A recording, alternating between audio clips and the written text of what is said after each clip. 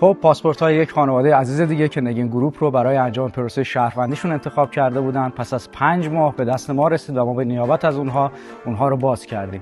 اگر شما هم به دنبال گرفتن پاسپورت ترکیه هستید با من تا انتهای ویدیو همراه باشید.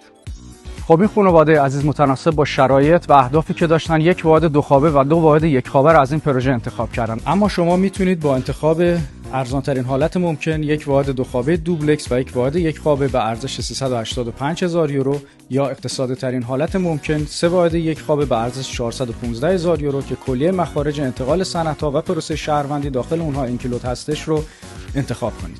اگر علاقه‌مند به زندگی لاکچری هستید میتونید یک آپارتمان از این پروژه که کیفیت و امکاناتی رو نظیر هتل آتلانتیس دبی داره انتخاب کنید. برای گرفتن شهروندی و خرید از این پروژه زیبا شما نیاز هستش که حداقل یک واحد 2 خوابه به ارزش 550,000 یورو خریداری نمایید. یا اگر از دوستداران منظره هستید میتونید با خرید یک پنت هاوس 3 خوابه از این پروژه زیبا منظره کامل از دریای مدیترانه و شهر زیبای آلانیا رو در اختیار داشته باشید.